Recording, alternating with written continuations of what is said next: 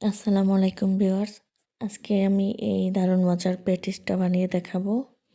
এটা হচ্ছে আমি আজকে সবজির প্যাটিস বানাবো, যেহেতু আমি বাচ্চাদের জন্য বানাচ্ছি।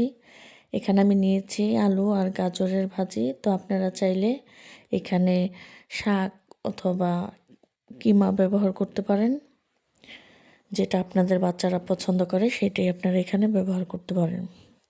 তো এখানে আমি একটা রেডিমেড প্যাটিসের শীট নিয়েছি। তো এগুলোকে ছোট ছোট করে আমি কেটে নিয়েছি প্রথমেই।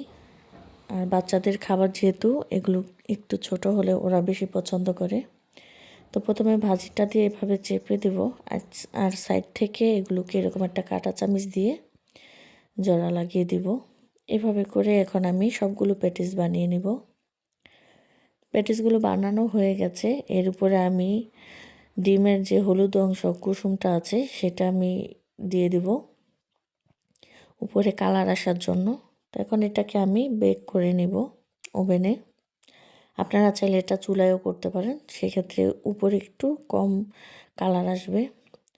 তো এই তো দেখুন প্যাটিসগুলো কতটা ফুলেছে, আর খেতে কিন্তু অনেক মজা হয়েছে। আপনারা অবশ্যই বাসায় এগুলোকে বানাবেন, বাচ্চারা অনেক পছন্দ করবে।